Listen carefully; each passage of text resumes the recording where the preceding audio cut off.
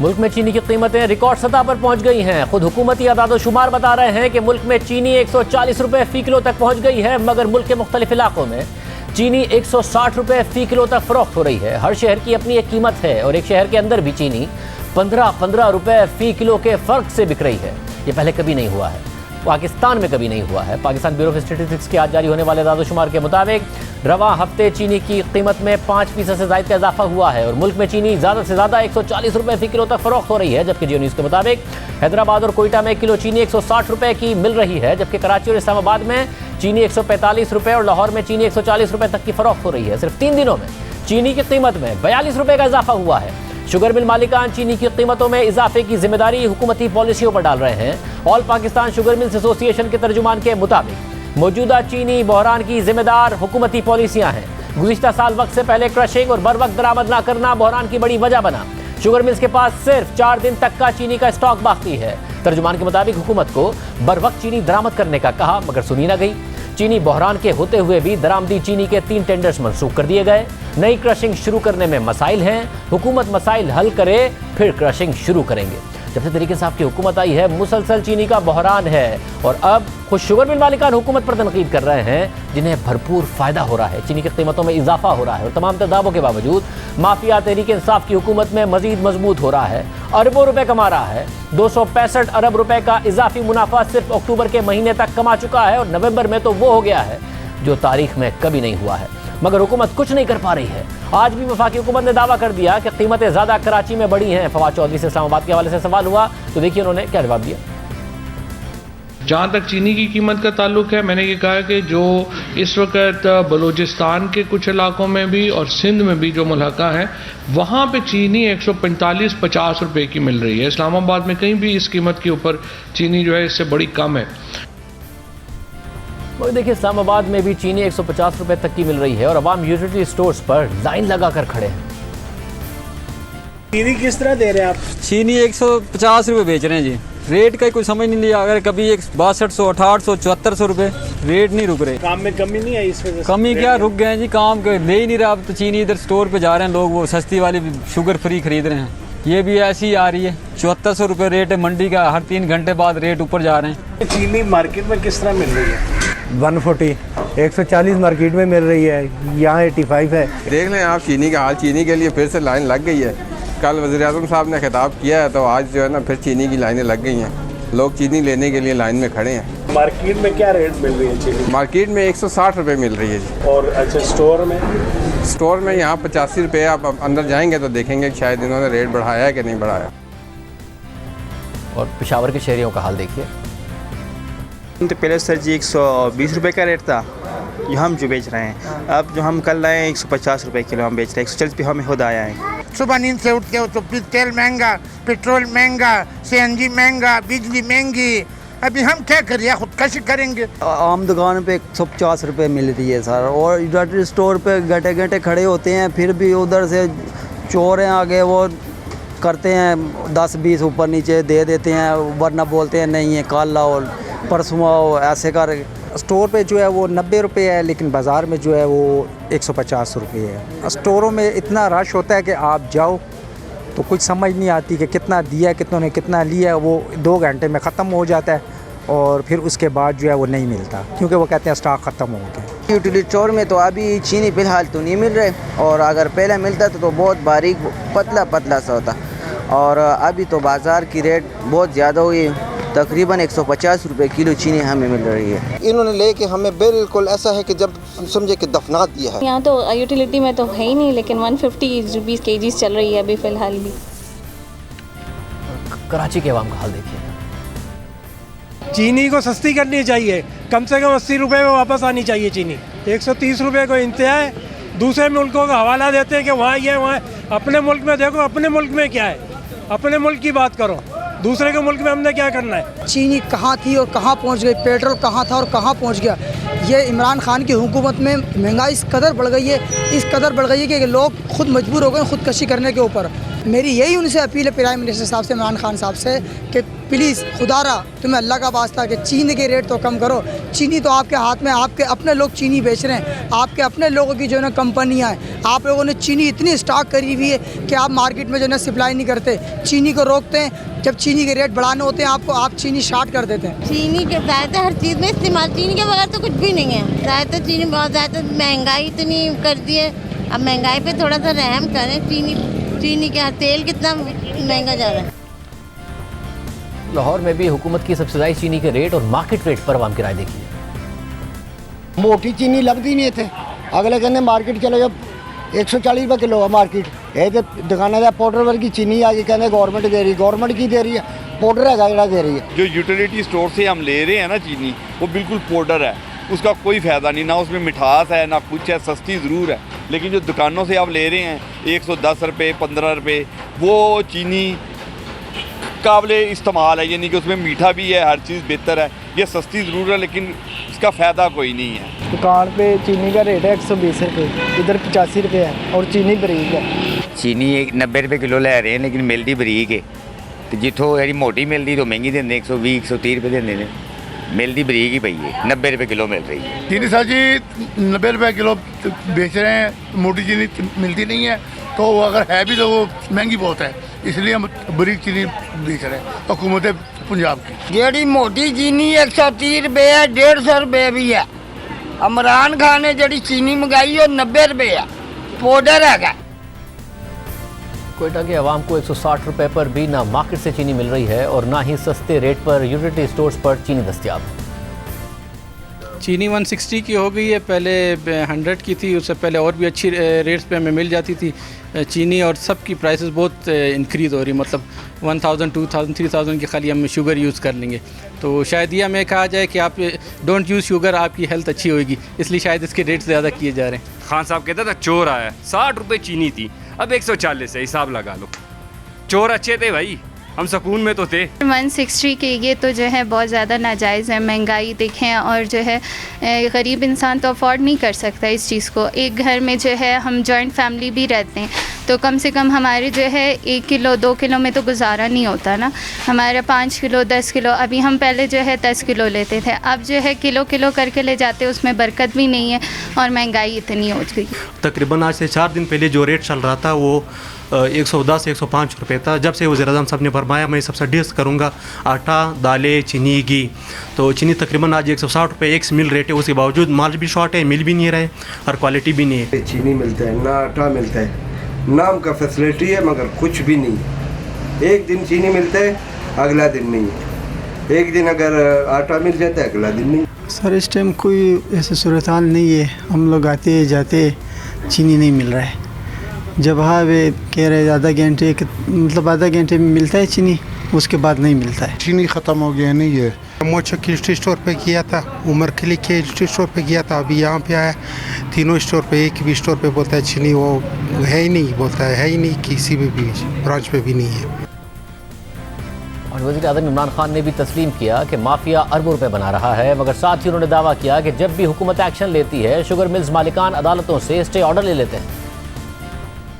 सिंध में वो 3 मिल्स बंद हुई तो पता चला कि एकदम कभी, और उसके वजह से 140 पे पहुंच गई चीनी की कीमत। उसकी वजह से यहाँ की जो शुगर मिल्स थी इन्होंने जखीरा अंदोजी करनी शुरू कर दी। मैंने चीफ सेक्रेटरी से पूछा कि हमारा तो कानून है, जखीरा अंदोजी कर नहीं सकते, इनकी मिल से जाके चीनी उठा के मार्केट में लेके ताकि कीमत नीचे आए। पता चला जी जुलाई से ये शुगर मिल्स ने स्टे ऑर्डर लिया हुआ है उस कानून के खिलाफ। शुगर माफिया मिल के अरबों रुपया कमा लेता है अवाम की कमर तोड़ के, और गवर्नमेंट जब कुछ करने जाती है स्टे ऑर्डर लिए हुए इन्होंने।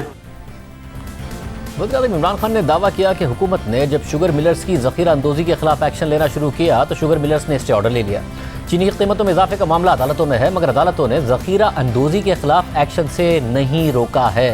7 अक्टूबर की खबर के मुताबिक लाहौर हाई कोर्ट ने शुगर मिल्स को चीनी ज़ख़ीरा करने से रोक दिया है। चीनी की कीमतों के तयन से मुतालिक इंट्रा कोर्ट अपील की समाअत के दौरान जस्टिस शाहिद करीम ने रिमार्क्स दिए कि अदालत ऐसा कोई हुक्म जारी नहीं कर सकती जो कानून के खिलाफ हो, इदारे कानून के मुताबिक एक्शन लें। अदालत ने दरख्वास्त गुजारों से कहा कि वो चीनी की ज़ख़ीरा अंदोज़ी ना करें। साथ ही डिप्टी कमिश्नर्स को हिदायत की कि वो शुगर मिल्स से गैर कानूनी तौर पर स्टॉक कब्जे में ना लें। इसके बाद अदालत ने अपने हुक्म में भी लिखा कि केस की अगली समाअत तक पंजाब हुकूमत और वफाकी हुकूमत को दरख्वास्त गुजार की मिल से चीनी के स्टॉक की जबरदस्ती मुंतकली से रोका जाता है। साथ साथ दरख्वास्त गुजार इस बात की जमानत देते हैं कि वो चीनी के स्टॉक को ओपन मार्केट में फरोख्त करेंगे और ऐसे किसी भी अमल से गुरेज करेंगे जो चीनी की जखीरा अंदोजी के मुतरादिफ हो। यानी अगर शुगर मिलर्स अदालती हुक्म की खिलाफ वर्जी करके जखीरा अंदोजी कर रहे हैं तो हुकूमत क्यों कार्रवाई नहीं कर रही है, क्योंकि अदालत ने इस बात से नहीं रोका है। इसके अलावा रमज़ान में भी जब हुकूमत ने चीनी की कीमत 85 रुपये मुकर्रर की और ये दावा किया कि शुगर मिल मालिकान की बताई गई कीमत के मुताबिक चीनी की एक्स मिल कीमत 80 रुपये और रिटेल कीमत 85 रुपये फ़ी किलो होनी चाहिए, और फिर लाहौर हाई कोर्ट ने भी हुक्म दे दिया कि रमज़ान में चीनी 85 रुपये फ़ी किलो की ही फरोख्त की जाएगी, और फिर शहजाद अकबर ने इस फैसले को बड़ा रिलीफ करार दिया और इसे मुनाफाखोरों के खिलाफ हुकूमत की पहली फतह करार दिया। फिर उम्मीद थी कि अब तो अदालती फैसला हुकूमत के हक में मौजूद है, अब हुकूमत यकीनी बनाएगी कि कम से कम रमज़ान के महीने में तो आवाम को रिलीफ मिलेगा। मगर शुगर माफिया ना माना और हुकूमत कुछ ना कर सकी। रमज़ान की शदीद गर्मियों में आवाम की एक एक किलो चीनी के लिए लंबी लंबी लाइनें लग गई। चीनी 100 रुपये से ऊपर फरोख्त होने लगी। अदालती फैसला हुकूमत के हक में मौजूद था, मगर हुकूमत उस पर अमल दरामद न करा सकी। घंटे हो गए ने इतने चीनी लेने वास्ते, एक पैकेट देंगे ने चीनी का। कल भी आया चीनी नहीं मिले, आज भी आया तकरीबन घंटा उधर से शोर होता है, अभी तक वारी नहीं आया है। इतनी देर पैसे फंडने चीनी दे पैकेट बने बनाए गए देते एक ही पैकेट है 130 वाला, लेकिन उसके पीछे हमको खज्जल होना पड़ता है। 1 घंटा 1.5 घंटा हो रहा है वैनों में लगे हुए हैं, उधर एक एक बंदा इतनी देर से आ रहा है, 2 किलो चीनी दे रहे हैं ये। और इस साल तो खुद हुकूमत ने दावा किया कि इस दफ़ा गन्ने की रिकॉर्ड पैदावार होगी, चीनी की कीमतें कंट्रोल में आ जाएंगी। मगर हुकूमत ने पहले गन्ने की सपोर्ट प्राइस के तयन में ताख़ीर कर दी, फिर अपनी ही ऐलान करदा तारीख पर क्रशिंग शुरू ना कर सकी। सुनिए वज़ीर आज़म के मुआविन खुसूसी बराए फूड सिक्योरिटी जमशेद इकबाल चीमा ने क्रशिंग सीजन के हवाले से क्या दावा किया।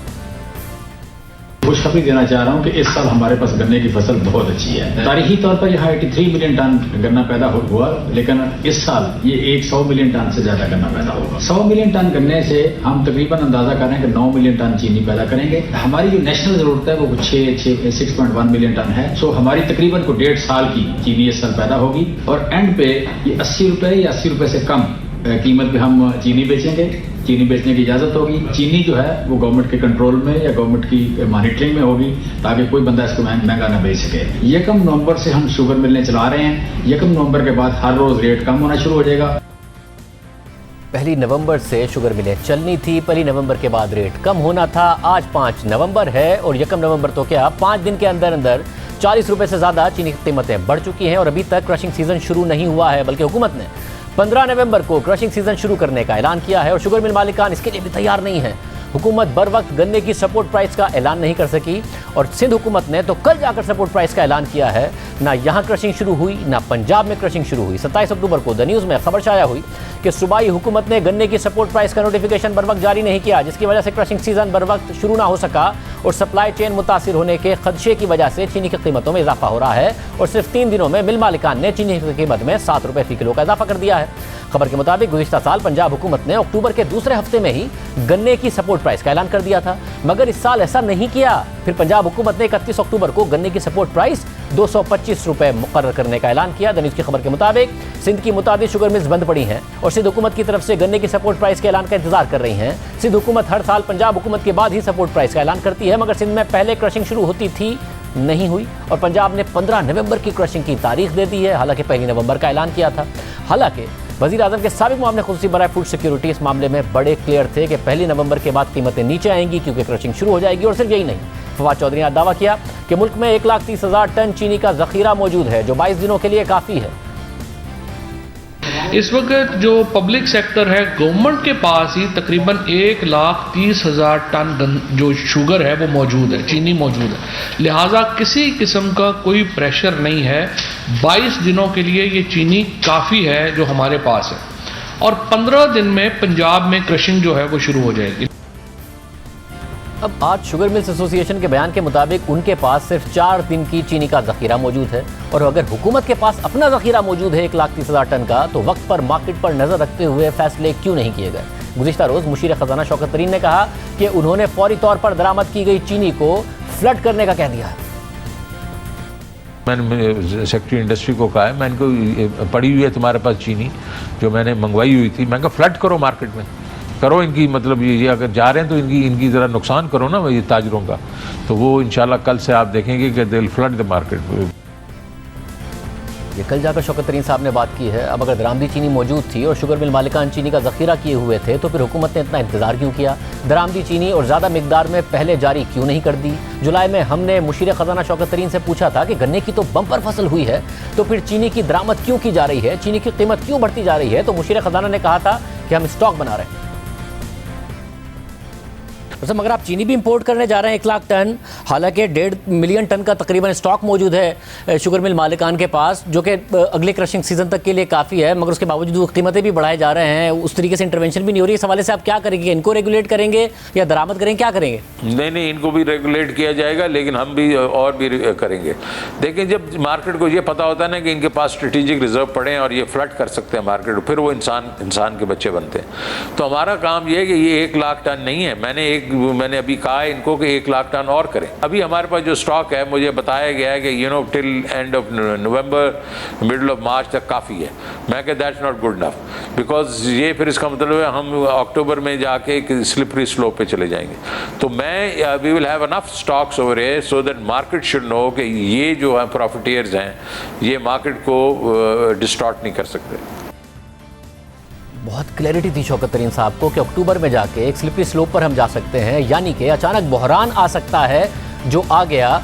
जब वज़ीर ख़जाना उस वक्त बिल्कुल क्लियर थे, तो किसने नीचे ये सारी की सारी बदइंतज़ामी की है, जिसकी वजह से कौम का नुकसान हुआ है, माफिया को फ़ायदा हुआ है, क्योंकि चीनी की दरामद के हवाले से भी संगीन नाअहली सामने आई।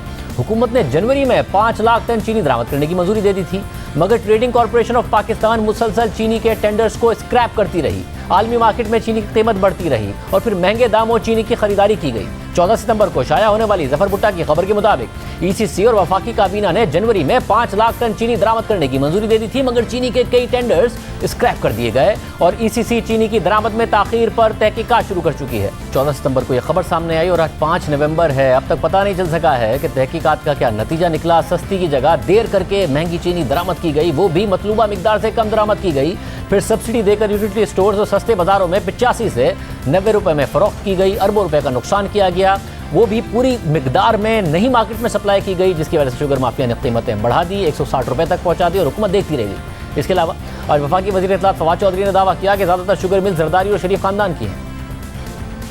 ज़्यादातर जो शुगर मिलें हैं वो सारी जो सिंध में हैं वो जरदारी साहब के अंडर है, जो पंजाब में हैं वो शरीफ फैमिली के अंडर है। सो अनफॉर्चुनेटली जो बदकिस्मती से 15 दिन पहले जब क्रशिंग हुई है, तो इन्होंने अपनी जो शुगर मिलों का जो स्टॉक था, जो तकरीबन हम समझते हैं कि 90,000 टन इस वक्त स्टॉक जो है वो प्राइवेट सेक्टर के पास पड़ा हुआ है, उसको इन्होंने होल्ड करके ये जो कीमत है वो ऊपर की है। मगर हुकूमत की अपनी शुगर कमेटी की रिपोर्ट के मुताबिक जहांगीर तरीन की शुगर मिल्स का मुल्की पैदावार में हिस्सा 20% और खुसरो बख्तियार खानदान की शुगर मिल्स का शेयर 12% है, यानी मुल्की पैदावार में इनका हिस्सा 32% है। जबकि उसी रिपोर्ट के मुताबिक शरीफ खानदान की शुगर मिल्स का हिस्सा 5.4% और ओमनी ग्रुप का हिस्सा 1.6% है, यानी तकरीबन 6% है। सिर्फ यही नहीं, खुद हुकूमती कमेटी की रिपोर्ट के मुताबिक जब पंजाब हुकूमत ने शुगर मिलर्स को 3 अरब रुपए की सब्सिडी दी, तो भी उसका 40% हिस्सा जहांगीर तरीन और खुसरो खानदान की शुगर मिल्स को मिला था। और शुगर कमेटी ही की रिपोर्ट ने बताया था कि वो शुगर मिलर्स जिन्होंने तहरीक इंसाफ की पंजाब हुकूमत से ज़्यादा सब्सिडी हासिल की, उनका पंजाब हुकूमत की फैसला साजी पर सियासी असर रसूख था और उन्होंने कम से कम वक्त में ज़्यादा से ज़्यादा फ़ायदा हासिल करने की कोशिश की। मगर इल्ज़ाम आज भी अपोजिशन पर लगाया जा रहा है। हुकूमत ना सिर्फ मुसलसल गलतियां कर रही है, इस दौर में 265 अरब रुपए का फ़ायदा शुगर मिल मालिकान को पहुंचा चुकी है, मगर जिम्मेदारी लेने को तैयार नहीं है। कभी किसी पर जिम्मेदारी डालते हैं, कभी किसी पर। हमारे साथ माहिर अजनास शम्सुल इस्लाम खान साहब मौजूद हैं। हमने मुतल्लिका वजारतों को प्रोग्राम में दावत दी, कोई आने को तैयार नहीं हुआ। शम्सुल इस्लाम साहब बहुत शुक्रिया। शम्स साहब, कभी सिंध हुकूमत पर डालती है हुकूमत, सिंध हुकूमत कह रही है वफाकी हुकूमत का कसूर है, कभी आता है कि जी दरामद वक्त पर नहीं की, हालांकि जनवरी में फैसला हो गया था। एग्जैक्टली कौन जिम्मेदार है? शुगर माफिया पे भी हुकूमत कह रही है कि उन्होंने ज़ख़ीरा अंदोज़ी की है, वो कह रहे हैं हमारे पास स्टॉक ही नहीं है। कौन जिम्मेदार है? देखिए जी, ये जो आपने क्राइसिस का जो सिचुएशन पैदा की, इसमें बहुत सारी नालायकियों का अमल दखल है। जब आपके पास लास्ट ईयर से ज़्यादा क्रॉप थी, प्रोडक्शन आपकी शुगर की अच्छी खासी हुई थी, तो उस वक्त जब हुकूमत ने डिसाइड किया कि हमने बफर स्टॉक रखने के लिए चीनी इंपोर्ट करनी है, और 5 लाख टन का पहले आया था, फिर कुछ खबरें आई कि पंजाब भी 1.5 लाख टन मंगाएगा, लेकिन फिर उन्होंने नहीं मंगाया, तो वो स्टॉक्स मंगाए गए थे बफर स्टॉक रखने के लिए। लेकिन जब आप जनवरी में डिसाइड करते हो इंपोर्ट करने का और उसको अगर आप इम्प्लीमेंट करते हो जुलाई एंड में जाके जब मार्केट बहुत ज़्यादा बढ़ चुकी थी, कुछ $100-150 का फ़र्क आ गया था, तो उसमें जब लैंडेड कॉस्ट कैलकुलेट की गई, लोकल जो स्टेक होल्डर्स है, देखें इसमें सारे होते हैं, शुगर बैरन्स भी होते हैं, आपके ट्रेडर्स भी होते हैं, स्पेकुलेटर्स भी इस मार्केट में आ जाते हैं। और जब ये स्पेस देखी कि बहुत ज़्यादा 123 रुपये की प्राइस जो है लैंडेड कॉस्ट इंपोर्टेड शुगर की होगी, तो जो लोकल चीनी थी वो कोर्स ग्रेन होती है, जिसको लोकल कंज्यूमर ज़्यादा प्रेफर करता है। वो समझता है कि ये गन्ने की चीनी है और ज़्यादा मिठास होगी, इसलिए उसकी कीमत उन्होंने ऑटोमेटिक बढ़ाना शुरू कर दी। और इसमें कुछ चीज़ें आपने देखा कि तवातुर के साथ जब मुशीर वज़ीर भी इस किस्म के स्टेटमेंट दे रहे हो कि महंगाई आ जाएगी और बहुत ज़्यादा महंगाई आएगी और अगले महीने ये हो जाएगा, तो उसके ऊपर जो है स्पेकुलेशन जो करने वाले लोग होते हैं वो मार्केट में जंप इन करते हैं। और वही हमने देखा कि विद इन 2 वीक्स जो है, जब मार्केट 98 की थी उससे बढ़ के कोई 142 रुपये की कल जो है एक्स मिल तक का रेट गया है। उसके बाद फिर मार्केट गिरना शुरू हुई है, तो एकदम से 10-12 रुपये गिर गए हैं। आज 130-31 रुपये की पोजीशन है इस वक्त एक्स मिल की। मतलब मगर एग्जैक्टली जनवरी में दरामद करने का फैसला किया, 5 लाख टन मतलूबा मिकदार में दरामद नहीं की, कीमतें बढ़ती चली गई। ये वजह बना है इस वक्त जो क्राइसिस आ गया, या फिर इस वक्त वाकई ज़ख़ीरा अंदोज़ी करने में कामयाब हो गए हैं और गलत कह रहे हैं शुगर मिल मालिकान के जी हमारे पास है ही नहीं स्टॉक? देखें जी, एक ऑन गोइंग आपकी एक तो टसल तो चल ही रही थी ना कि आपका जो CCP ने उसके ऊपर कोई फ़ाइन भी किया शुगर मिल्स के ऊपर, फिर कुछ इनकम टैक्स के डिमांड नोटिस भी इशू हो गए, तो वो सारी चीज़ें थी। तो इसके ऊपर जो है रिएक्ट तो करना था, इनको चाहिए था अगर इंटरवेंशन करनी थी तो जनवरी में डिसाइड किया था, जनवरी के फेब में या जनवरी में स्टार्ट कर लेते टेंडर का प्रोसेस। उस वक्त लाइफ फ्यूचर पे जो है 390 की प्राइस चल रही थी, और अगर आप मैक्सिमम थोड़ा सा आगे पीछे डिले भी करते तो आपको $400-450 की आपको चीनी मिल जाती। लेकिन वो स्क्रैप करते गए टेंडर्स, और आपने जाके जुलाई में स्टार्ट शुरू किया और इंपोर्ट की जो बड़ी महंगी तरीन प्राइसेस पे, all time high Pakistani price में इतनी महंगी चीनी जब इंपोर्ट होगी तो उसकी वजह से प्राइस बढ़नी है। आपको पता है कि सीज़न जो क्रशिंग का स्टार्ट होता है वो 4 महीने का सीज़न होता है, उसके बाद ये पूरा साल इसको ये स्टॉक चलने होते हैं। हर साल एंड स्टॉक्स जो होते हैं, जो आपके क्लोजिंग स्टॉक्स होते हैं, वो कम होते हैं। लेकिन इस दफ़ा क्योंकि उनके पास जवाब था मार्केट प्लेयर्स के पास कि मार्केट में जो गवर्नमेंट ने इंपोर्ट की चीनी वो महंगी है और इतनी बड़ी सब्सिडी का अमाउंट जो है वो नहीं दे सकेंगे, जिसकी वजह से उन्होंने कीमतों को बढ़ाना शुरू किया। और रोज़ाना की बुनियाद पे मैं तो ये देख रहा हूँ कि फर्स्ट टाइम मेरी लाइफ में ऐसा हुआ है कि दिन में जो है घंटों के हिसाब से प्राइस चेंज होती रही है, और हर घंटे 2 घंटे के बाद उन्होंने देखा कि सुबह 35 पे शुरू हुई और 142 पे जाके रात को बंद हुई। तो ये कभी भी ऐसा मैंने नहीं देखा। ये बताइए, जितनी दरामद हो गई थी, अब आज कह रहे हैं कि 1,30,000 टन का हमारे पास स्टॉक मौजूद है, तो क्या जितनी इन्हें सप्लाई करनी चाहिए थी मार्केट में सही वक्त पर की गई या नहीं की गई? कल शौकत साहब ने कहा कि मैंने उनसे कहा कि फ्लड कर दें मार्केट में, क्या नहीं किया था वक्त पे जिसकी वजह से कीमतें बढ़ गई? जी, चीनी तो इंपोर्ट हुई है और पाकिस्तान में हुकूमत ने जो है अपना सूबों से भी कहा था कि अगर आपने किसी ने इंपोर्ट करनी है तो कर लो, लेकिन सूबों ने इस पर इंटरेस्ट नहीं जाहिर किया। तो हुकूमत ने कोई 5 लाख टन का प्लान किया था। अब चीनी तो इंपोर्टेड आ गई है, वो यूटिलिटी स्टोर्स पे भी बेच रहे हैं, और पंजाब के अंदर कुछ सिलेक्टेड स्टोर जो हैं उनको भी 85 की दी जा रही है और 95 की वो 90 रुपीज़ की वो रिटेल कर रहे हैं। तो ये स्टॉक्स जो है इंटरवेंशन देखें उस वक्त होती है जब प्राइसेस जो है इन्फ्लेट होना शुरू हो, जब बॉइलिंग स्टेज पर अगर आ जाए और मैक्सिमम प्राइस चली जाए, उस इंटरवेंशन का कोई फ़ायदा नहीं होता। आपको चाहिए था जब चीनी जो है 100 रुपीज़ को क्रॉस कर गई और आपने यूटिलिटी स्टोर पे 90 रुपये के बाद लेना बंद कर दी थी, तो उस वक्त आपको इंटरवेंशन के लिए टाइमली आपके पास सस्ते स्टॉक होते, मार्केट में डालते, तो इस चीनी जो है मुश्किल से 110 से 115 रुपये तक रहती। लेकिन क्योंकि हमेशा हमने देखा है ये रिपीट होती हैं गलतियाँ जो है ऑफिशियल्स जो हमारे जो है वो करते हैं कंसर्न वो लोग, और उसकी गलतियों की वजह से जो है फ़ायदा जो है वो उन लोगों को जाता है जो स्पेकुलेशन करते हैं, और स्पेकुलेशन की वजह से मासिस के ऊपर प्रॉब्लम आती है। आप देखें हर चीज़ में ये हो रहा है। बहुत शुक्रिया शमस खान साहब की राय आपने सुनी। प्रोग्राम में ब्रेक शामिल करते हैं और हम फिर बात करेंगे।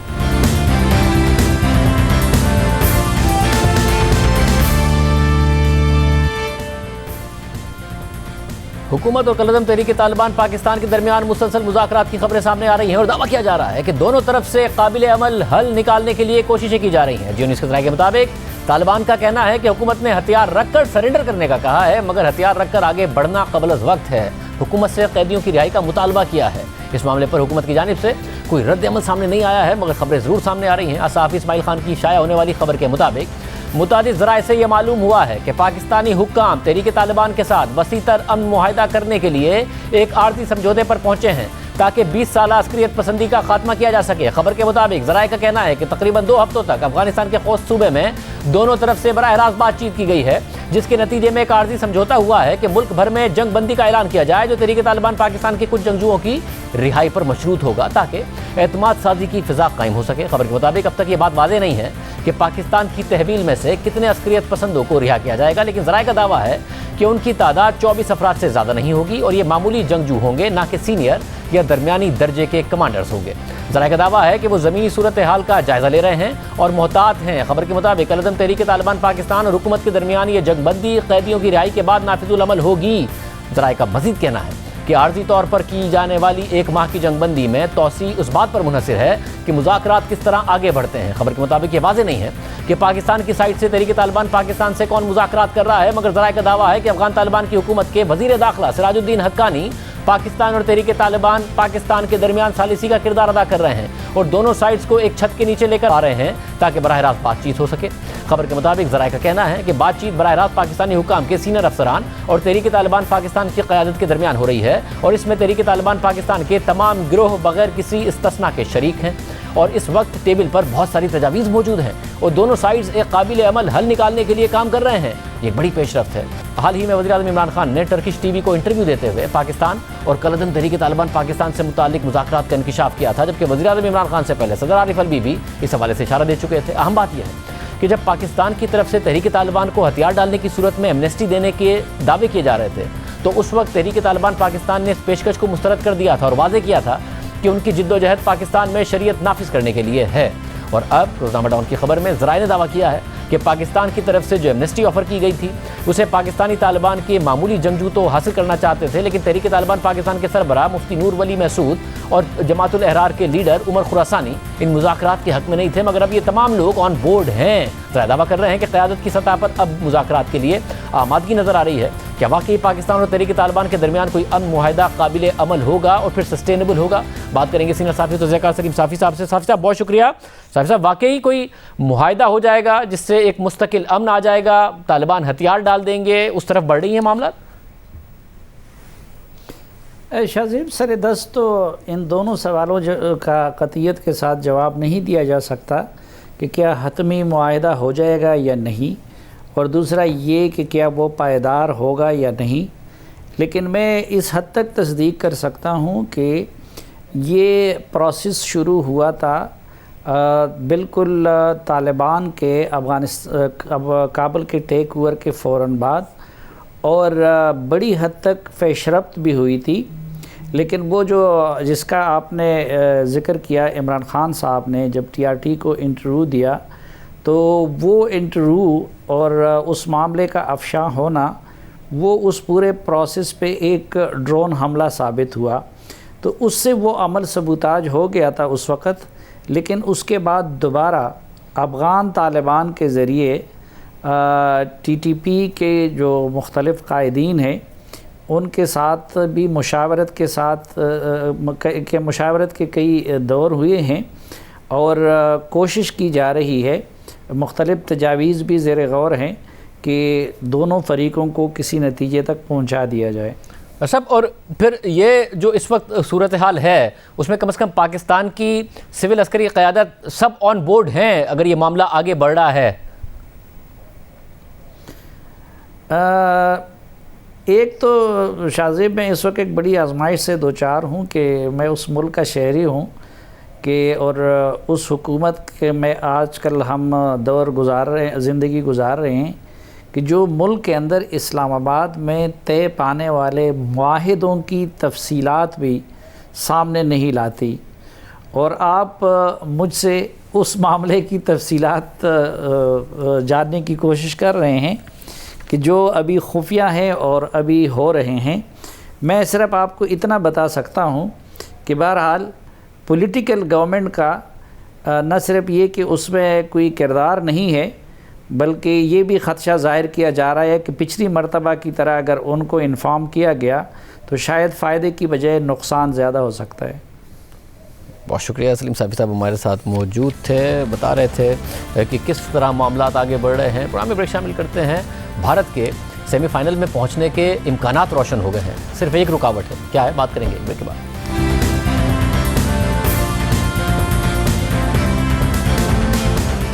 T20 वर्ल्ड कप में भारत ने अपने चौथे मैच में स्कॉटलैंड को 8 विकेटों से बासानी शिकस्त दे दी है, लेकिन इसके बावजूद सेमीफाइनल तक उसकी रसाई अभी जरा मुश्किल है। आज 86 रन का हदफ महज 6.3 ओवर्स में हासिल करके भारत ने ग्रुप में अपना रन रेट सबसे बेहतर कर लिया है, मगर फिर भी पॉइंट्स टेबल पर भारतीय टीम तीसरे नंबर पर है। पहले नंबर पर पाकिस्तान है जो सेमीफाइनल के लिए क्वालिफाई कर चुका है, जबकि दूसरे नंबर पर न्यूजीलैंड है जो 4 में से 3 मैचेस जीता है। अब अगर इतवार को होने वाले मैच में न्यूजीलैंड अफगानिस्तान को हरा देता है तो वो सेमीफाइनल में सीधा सीधा पहुंच जाएगा और अफगानिस्तान के साथ साथ भारत भी बाहर हो जाएगा। लेकिन अगर न्यूजीलैंड हार गया तो टूर्नामेंट से बाहर हो जाएगा, मगर अगर न्यूजीलैंड को हराकर अफगानिस्तान अपना रन रेट बेहतर कर लेता है और भारत नमीबिया के खिलाफ मैच जीतकर भी रन रेट में अफगानिस्तान से पीछे रहता है तो अफगानिस्तान सेमीफाइनल में होगा, वरना भारत का चांस बन जाएगा। दूसरी जानिब ग्रुप 1 में इंग्लैंड टॉप पर है और सेमीफाइनल में पहुंच चुका है, जबकि ऑस्ट्रेलिया रन रेट की बुनियाद पर दूसरे और जनूबी अफ्रीका तीसरे नंबर पर है। दोनों टीमें अगर कल अपने अपने मैचेस जीत गई तो फैसला रन रेट पर होगा, वरना जो टीम जीतेगी वो सेमीफाइनल में होगी। हमारे साथ मुश्ताक भाई और सिक्कू भाई मौजूद हैं, आप दोनों का बहुत शुक्रिया। मुश्ताक भाई, बड़े रोशन लग रहे हैं चांसेस भारत के, मगर शर्त यह है कि न्यूजीलैंड अफगानिस्तान से हार जाए। आपको लगता है इस बात के इम्कानात हैं? बिस्मिल्लाहिर्रहमानिर्रहीम। नहीं, अबू धाबी में मैच है और अबू धाबी की जो पिच है वो बड़ी अच्छी फ्लैट पिच होती है, उस पर बल्कि फास्ट बॉलर का गेंद निकलता है। आपने जितने भी मैच देखे हैं वहाँ पे सीम होता है, वो घास छोड़ी होती है उनको विकेट के ऊपर। तो न्यूजीलैंड को डेफिनेटली अफगानिस्तान के खिलाफ एडवांटेज कंडीशन का ज़रूर जाएगा। अन अदर हैंड देखा जाए, आज इंडिया ने जिस तरह की रन रेट अपनी तगड़ी कर ली हुई है, रन रेट में तो तकरीबन वो अफगानिस्तान से ऊपर आ गए हैं। अब वो जो इफ़ एंड बट्स वाली गेम है वो बड़ी कई दफ़ा ख़तरनाक हो जाती है। शाहजेब, आप देखा होगा 92 के वर्ल्ड कप में हम लोग थे, हम इफ़ एंड बट्स पे आ गए थे और फिर एकदम हमारा मोमेंटम भी बन गया था। 2-3 टीमों को, बड़ी टीमों को हरा दिया था हमने। न्यूजीलैंड हारा नहीं हुआ था तो हमने जाके उनको उनकी जगह पे हरा दिया। तो आई थिंक ओवरऑल जिस इस वर्ल्ड कप में देखा जाए तो इंडिया के पास अभी भी चांस है और वो चांस इस तरीके से बन सकते हैं कि अफगानिस्तान अगर न्यूजीलैंड को हराए, क्योंकि ये डिक्टेट कर सकते हैं रन रेट के ऊपर। आई एम श्योर इंडिया को इस चीज़ की बड़ी अवेयरनेस होगी। मगर मुश्ताक भाई, आपने जो कहा कि 92 के वर्ल्ड कप में ज़ाहिर इफ्स एंड बट्स लगे हुए थे, मगर जब आप लोगों का राइज हुआ और आपने मोमेंटम पकड़ा तो फिर वो मोमेंटम रुका नहीं। तो ये भारत जो 2 मैचेस हार गई थी और उसके बाद जो इन्होंने मोमेंटम पकड़ा है, अपना रन रेट ग्रुप में सबसे बेहतर कर लिया है, अगर ये सेमीफाइनल में पहुँच गए तो ये 92 वाला ना रिपीट हो जाए, ये फाइनल में पहुँच के जीत ही ना जाए कहीं। ये ख़तरनाक बात है, बिल्कुल सही कह रहे हैं आप। और इसकी वजह आज विराट कोहली का इंटरव्यू भी आपने सुना होगा, उसने विराट कोहली ने भी कहा था कि पहले 2 मैचों में 1-2 ओवर के मोमेंटम की वजह से हम मैच हार गए, बट अगर वो मोमेंटम अगर जिस तरह लास्ट 2 मैचों में हमें मिला है, अगर आने वाले मैचों में हमें चांस मिला तो ये मोमेंटम अब हम छोड़ेंगे नहीं, क्योंकि वी स्टार्ट बिलीविंग दैट कि जो हम क्रिकेट खेलना चाहते हैं वो क्रिकेट हमने खेलना शुरू कर दी है। और जडेजा ने भी वो यही कहा, बात की है कि जी हम अच्छी क्रिकेट खेलने लग गए हैं और अगर हमें चांस मिला। और ये आपकी बात सही है कि जब ऐसी टीमें यहाँ से उठती है, टीम तो अच्छी है, इसमें कोई दो राय नहीं है। You know, they are very very good team, they are one of the best team in the world. But overall देखा जाए, जब ये सेमीफाइनल में पहुँच जाएंगी ना तो इनका फिर वो ये ख़तरनाक हो सकती है। अल्लाह ना करे ये हमारे टक्कर में आए तो वैसे मुझे बड़ा अब थोड़ा सा डर लगने लग गया, सच्ची बात है। सिक्कू भाई तो चाहते थे कि फाइनल हो जाए पाकिस्तान और इंडिया का। सिक्कू भाई, आपको बड़ी उम्मीद है कि पाकिस्तान जीत जाएगा, मगर आपको लग रहा है कि भारत के पहुंचने के चांसेस रोशन हैं? न्यूजीलैंड को हारना है अफगानिस्तान से, उसके बाद तो नमीबिया के साथ अगर अगला मैच होता है भारत का, उसने अपना रन रेट क्या नहीं लगता आपको बेहतर कर ही लेना है अगर ये हो गया? देखो शाहजेब, 2-3 चीज़ें हैं इसमें। नंबर 1 पिच, ठीक है। नहीं, सबसे पहली बात यह है कि जो गेम है वो इंडिया के हाथ में नहीं है। मतलब ये कि इंडिया ये नहीं कह सकते आप कि 2 मैच रह गए वो जीत जाए तो सेमीफाइनल में आ जाएगा, नहीं। उसका खेल आ गया है सिर्फ और सिर्फ न्यूजीलैंड और अफगानिस्तान के मैच पे। इस वक्त वो मसाज कर रहे होंगे अफगानिस्तान वालों को कि भाई तुम लोग लड़ जाओ, मर जाओ, किसी तरह ये मैच जीत जाओ। नंबर 1, इंडिया के हाथ में गेम नहीं है, गेम है अफगानिस्तान के हाथ में। अगर वो जीतते हैं तो फिर इंडिया का चांस बनता है, वरना इंडिया का कोई चांस नहीं है। Number 2 is the pitch. अभी मुशी जिस तरह कह रहा था कि वो पिच जो है उस सीमर को फेवर करेगी तो उनके लिए फ़ायदा होगा न्यूजीलैंड के लिए, मगर ये तो होस्ट ही इंडिया है।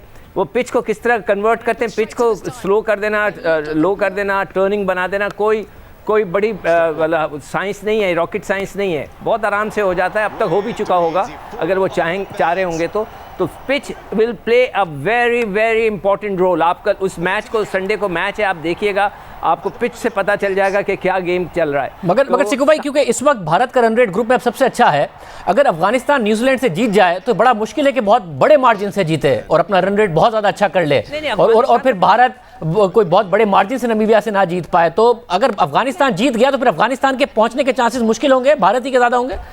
नहीं, अफगानिस्तान का कोई, उन्होंने सिर्फ इंडिया को सेमीफाइनल में पहुंचाना है, उन्होंने और कुछ नहीं करना। उनका कोई दूर दूर तक चांस नहीं है। इंडिया के पास तो एक और चांस है अभी, नमीबिया कौन सी ऐसी बड़ी टीम है, वो तो स्कॉटलैंड और उनकी एक ही जैसी स्ट्रेंथ है। इंडिया तो अच्छी बड़ी टीम है, जैसे अभी मुशी कह रहे थे, बगैर किसी शक के वो एक बड़ी टीम है।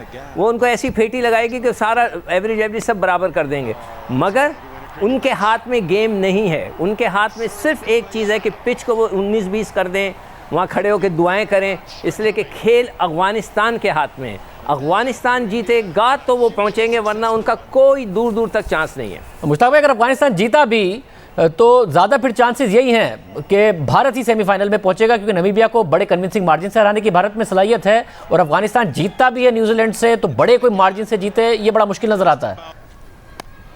बिल्कुल ठीक कह रहे हैं आप, आपका असेसमेंट बिल्कुल ठीक है, क्योंकि उसके बाद अफगानिस्तान और न्यूजीलैंड के बाद इंडिया और नमीबिया का मैच है, तो इंडिया डिक्टेट कर सकता है, वो अपना मैथमेटिकली क्रिकेट खेल सकता है उनके खिलाफ।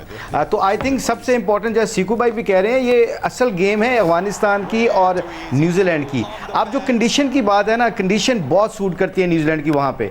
सिर्फ एक चीज़, जैसे मैंने कहा है ना, कि अगर ये अपना अफगानिस्तान जो ये है, ये फास्ट बॉलरों के खिलाफ इतना अच्छा नहीं खेलती, और न्यूजीलैंड के पास फास्ट बैटरी अच्छी है, अगर वो उनको सही तरीके से यूटिलाइज करते हैं और प्लान्स को एग्जीक्यूट सही करते हैं, तो अफगानिस्तान के पास चांस कोई नहीं है। अगर स्टैट्स देखा जाए, टीमों की अप्रोच देखी जाए, टीमों के रिसोर्सेज देखे जाएं, तो आई थिंक अफगानिस्तान के पास इतना चांस नहीं है। बट अदर हैंड देखा जाए, ये टीम जो है ये ख़तरनाक इसलिए हम सारे वेट कर रहे हैं कि इनके 1-2 बंदे ऊपर से चल गए ना, तो वो सारा मैच परे कर देंगे। अगर इन्होंने 150 प्लस स्कोर कर दिया ना न्यूजीलैंड के खिलाफ पहले बैटिंग करते हुए, फिर न्यूजीलैंड के बाद बहुत चांस कम होगा, क्योंकि इनके स्पिनर्स जो है ना, अब मेरा ख्याल ये मुजीब को भी खिलाएंगे, और वो मिस्ट्री स्पिनर है एक जाहिर खान, उसको भी खिलाएंगे, क्योंकि उन्होंने देख लिया है कि हमारा मीडियम पेसर जो ना यहाँ पे इनके खिलाफ काम नहीं आएगा। इनके खिलाफ इन्होंने 4 स्पिनरों के साथ जाना, आप देख लीजिएगा। और सिकू भाई, आपकी बड़ी ख्वाहिश थी फाइनल हो जाए पाकिस्तान और भारत का, मुझे जरा क्विकली बता दें, अगर इस मोमेंटम के साथ भारत पहुंचा तो कहीं हमें घबराना तो नहीं चाहिए ना?